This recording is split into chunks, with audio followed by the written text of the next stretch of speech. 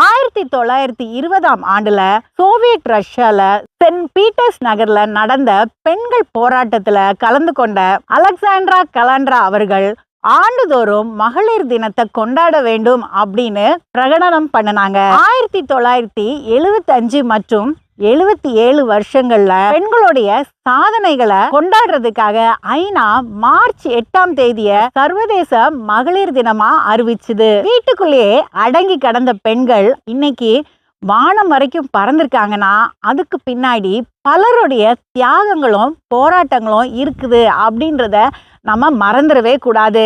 கொண்டாட்டங்கள் ஒரு பக்கம் இருந்தாலும் பெண்கள் அனுதினமும் போராடி கொண்டிருப்பது முடிவு பெறவே இல்லை. வளரும் சமுதாயத்தை பெண்களை போற்றும் சமுதாயமாகவும் பெண்களும் தங்களுடைய கடமைகளை உணர்ந்து தங்களுக்கு கொடுக்கப்பட்டிருக்க இந்த சுதந்திரத்தையும் இந்த உரிமையும் நல்லபடியா பயன்படுத்திக்கணும்.